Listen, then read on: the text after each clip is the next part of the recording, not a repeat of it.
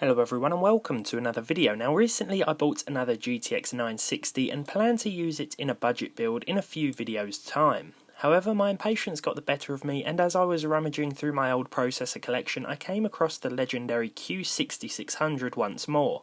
Naturally, I overclocked it to 3.2GHz, slapped in the 960 and decided to see how this unlikely duo would pair up.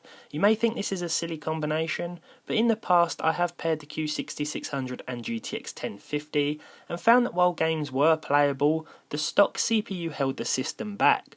Furthermore, the 960 sits between the 1050 and 1050 Ti in terms of performance, but can be found cheaper than both on the used market.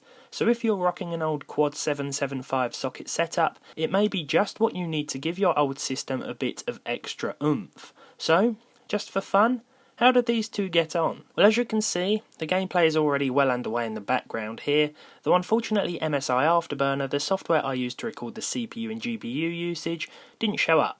Now this isn't the first time this has happened since the update, but I can tell you that most of the time the processor was running at 90 to 100% usage, even at 3.2 GHz, and that brings me on to my next point. When using an old quad-core like this, there is only so far you can push it.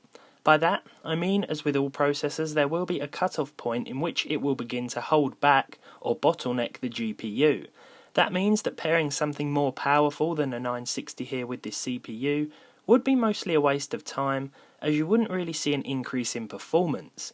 That also means we could have probably gotten similar performance with a weaker card as well, but without testing a handful of GPUs it's hard to tell which card would have been enough. By overclocking something like this though, it gives us more headroom when choosing a graphics card, as the CPU will have more power to offer. Back to the gameplay shown today though, and I'm still surprised when I see this CPU in action. At over 10 years old now, it can still handle itself reasonably well, though you will find that in some more demanding AAA releases or action-packed multiplayer titles, there will be some stuttering. This can be said for both Battlefield 1 and Overwatch, which although looked delightfully smooth in the footage, did have their own individual problems. This isn't always something that can be fixed with a resolution change either, say for example dropping the game from 1080p down to 720p, though it will help in some instances. I would have to say that these days, if you're running a Q6600, overclocking it would definitely be recommended. It's an easy enough process on my Asus motherboard, but a lot of these old quads are found in pre-built Dell systems. In those instances, you can actually overclock the CPU with electrical tape for an instant 3 GHz boost.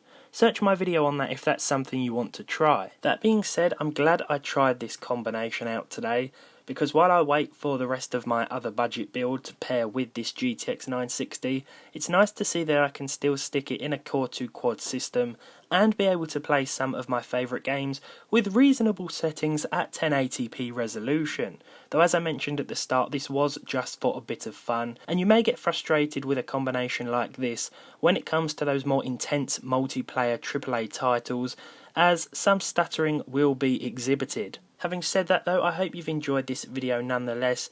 I'm pretty sure none of you out there ever wondered what a combination like this could do, but in case you did, now you know. As always, thank you very much for watching. If you enjoyed this video, leave a like on it, leave a dislike if you didn't, subscribe to the channel if you haven't done so already, and I will be back with another budget build involving this card very, very soon.